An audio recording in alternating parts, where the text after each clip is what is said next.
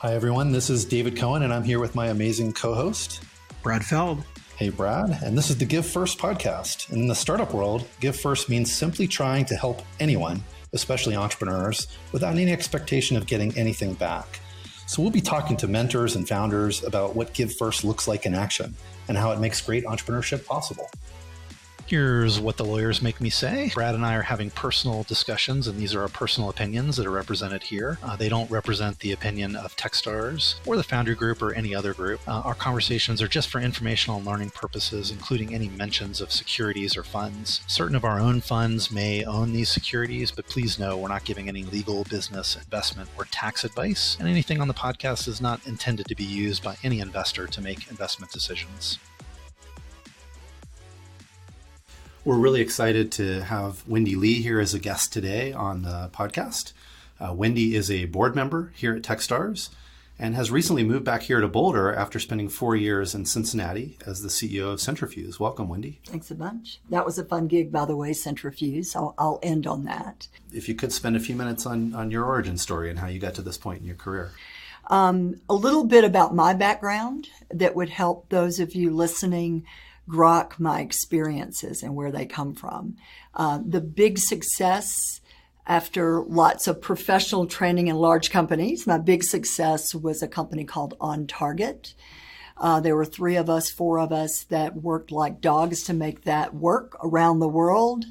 50 million, sold it for 150. We owned it 100% to Siebel Systems in 1999. After that experience, I worked for Siebel, which was fantastic. I loved that because I learned a lot. And then I took that experience and started doing new things with it, like really working with venture-backed startups. And I had never experienced that. So it was very different. The risk, the reward, the kind of mentoring required to give and get, that brought me to Boulder. A couple of companies here I worked with. LeadWorks was one, formerly Duo, also Numerics. And then I went to California and did a big tour of duty at Get Satisfaction after making a bunch of angel investments. Get Satisfaction was a big love, my biggest love, I think, of all my work life. It didn't turn out as planned, but it was quite remarkable. Back here now, being proud to serve on Techstars. Wendy, I met you when you moved to Boulder around, I like to say it this way, around the turn of the century. It makes us feel, like we've been here for a while or something. Yes. Talk a little bit about how you got introduced to Techstars and what your involvement with Techstars has been. Well, from the very beginning, it was an ask of you, if you remember, just to plug in. And really from there, you introduced me to David. And David said, we were out in Louisville or someplace, I'll never forget it, on a whiteboard. You said, I have this big idea about bringing entrepreneurs together and mentors. And that's the first time I heard about Techstars. And that was the first. And I hung around with a lot of mentors, Howard Diamond, as an example, Rajat at the time. So Neil Robertson, Ed Roberto. I became plugged in through the community that Techstars created here in Boulder. I like to think like back then was really the first really super visible example of Give First in Boulder. I think there were so many mentors that were sort of just trying to help. And that first class of 10 companies, which turned out to be a great class and kind of get this whole mentorship-driven accelerator thing going. A very visible example to me and my career of really watching that happen. Tell us, Wendy, about maybe your biggest lesson as a mentor. It was around working with EventView. So this was Rob Johnson and Josh Frazier. And they were from South Carolina, or one of them was. So we had this Southern thing going on, right? And they had an idea that was completely easy to understand. It wasn't complex and crazy. I really got it, and I liked what they were doing. They were very, very early in their life cycle as an entrepreneur, and they were impressionable. So if a mentor said one thing to them, like, this VC is going to invest in you, they really believed it. And so that was a struggle because I didn't want to be sad for them or dispute that. But I would say, what makes you think that will really happen? What have you done in the business, or what do you see in the business to make you think that this VC, and I can't even remember who it was at the time, I think it was actually someone from California, was going to invest. They were completely convinced that that would be true. They had and so that was tough because they were still working for demo day. They had heard or had one or two meetings and thought that was going to be true.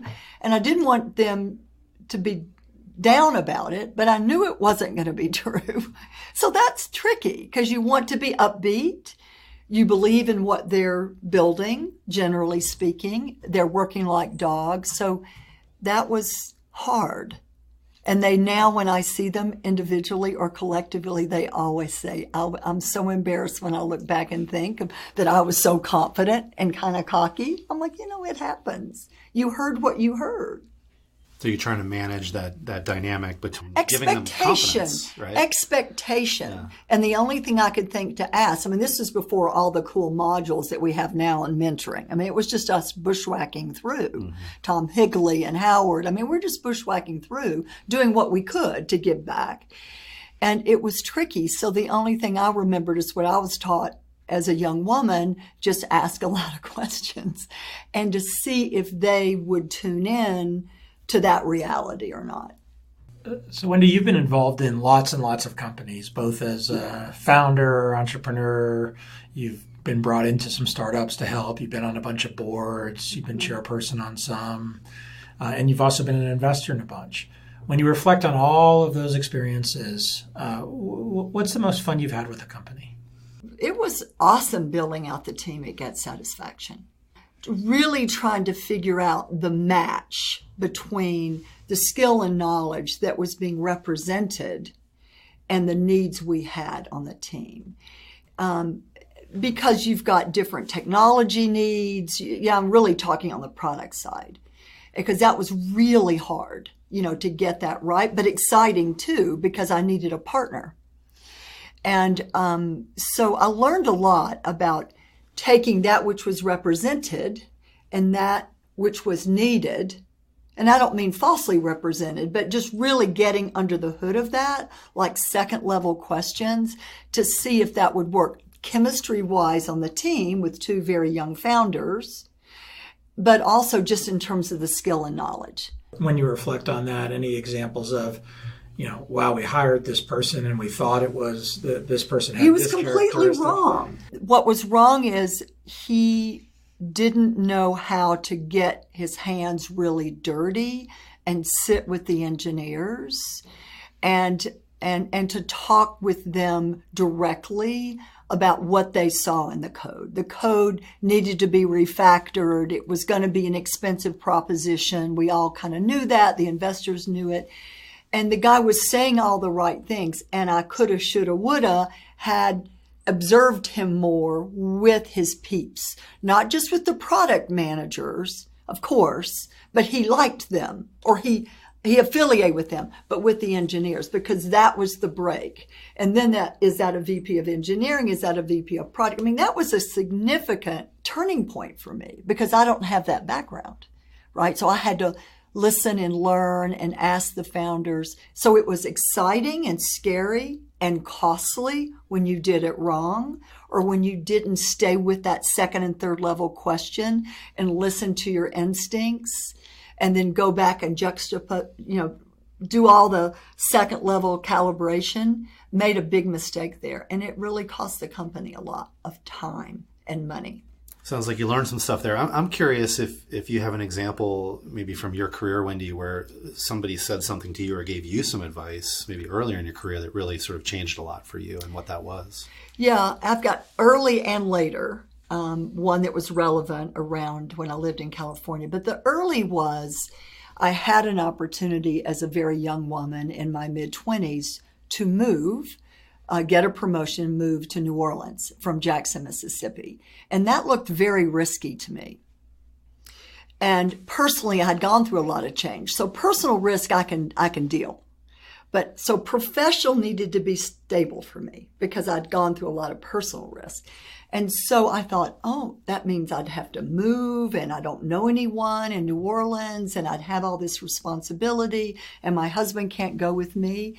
And the coaching I got, my mentor, who was one of my bosses at the company, said the risk of saying yes is really very low, right? Mm-hmm. The risk of saying no is very high. And I'm like, what are you talking about? My brain was like going crazy.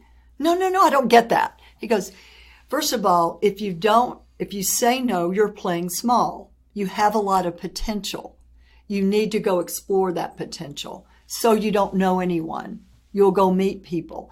And I'd never thought of that, the risk of yes versus the risk of no and the implication of that. And so I went back and told my husband I was moving to New Orleans. Of course, he didn't come. Yes, there was a divorce. And so life continues. But that comment of playing small, and that was before all, you see these words everywhere in social media. That's before we had social media. So when someone says you're playing small, I'm like, what does that mean? Does that mean I'm not tall or I'm not full or exciting or what? And he goes, no, you're not going to hit your potential. And he would have been right if I had not taken that advice. Later, the only other advice was from Rob Hayes, who's a very dear friend at First Round Capital, who was an investor in Get Satisfaction. And one of our first term sheets were pulled. The company had no money. We had zero. We were funding it ourselves, not well. And the term sheet got pulled. And I didn't know to be upset about that. I mean, I had not had enough experience to freak out. Rob was. And so we met at a coffee shop and he says, well, what are we going to do? He said to me. I said, well, what do you mean? I said, we'll keep looking for money and I'll invest and we'll keep going. I love this company. And he was just like, really? Wow. But I mean, he just said, then I support you. But that was the question of like, what are you going to do? What are we going to do? And then when I said, well, we're going to keep going. I mean, that was significant. And he was just behind you on whatever you were going to do. If I thought there were conditions that we could build around, then let's do it. Yep. Yeah. Good advice for him. Then let's do it. Right. If you want to, I will. In 60 seconds or less, what does give first mean to you if you had to define it? Give without expectation of return.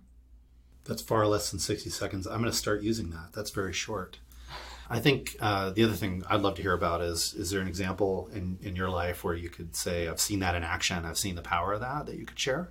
Of give first? Yeah. Oh, there are lots of examples. Pick your favorite. Working on at universities in Cincinnati. So there were 5 and 6. How often would one be called on to help? And then after doing that and modeling that, as we should, as we know is important, I saw a student actually go, and this was in the engineering school, go over to a young woman that was in a coding class, and I was there, and we were kind of part of a big coaching workshop, and just go over and sit down with her. And he said to her very directly, I can tell you're struggling with this. I mean, this was intense because we had projects. He said, I could tell you're struggling with it. What can I do to help? Let's pair. Let's work on this back and forth and back and forth. And no one told him to do it. And I didn't say, now run around the room and help each other, right? There was good observation and good modeling. I'm real proud of that. I think the more we model that, the more it's done very naturally. And then people don't feel awkward or sometimes even keep score and want that reciprocity thing, even though they say they don't, they do. And I think will change the scope and slope of the work we do as an organization, Techstars, and as we do as professionals. If you model it subtly and set expectations subtly, then people lean in a way they know how. The last section here is something that we've lifted from our friend Harry Stebbings. And he has a thing that he calls quick fire or quick fire round. We're going to ask you a handful of short questions, and we'd love very, very fast answers to each one of them. Let's do it. Wendy, what's your favorite book you've read in the last year? Small Fry. Do you remember who wrote it by any chance? Steve Jobs' daughter. There you go. Lisa. Do you have a favorite charity you support and why? I support the SPCA because I'm a big dog lover. Tell us about a startup you met recently that you think people should check out. I'm very excited about Pipeline Equity, which happens to be a Techstars company led by Katika Roy, for all the reasons you would understand. What's a city that you think people have to visit before they die? I would say Oxford, Mississippi. You did it. You're through it. Thanks for joining us, Wendy. It's been a blast having you. My pleasure. Thanks for having me. We invite everybody listening to come experience Give First firsthand. There are many startup weekends happening around the world right now. Many mentorship-driven accelerator programs that Techstars runs have open applications right now today.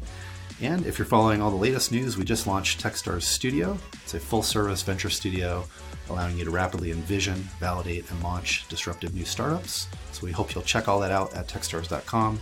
And don't forget to give first.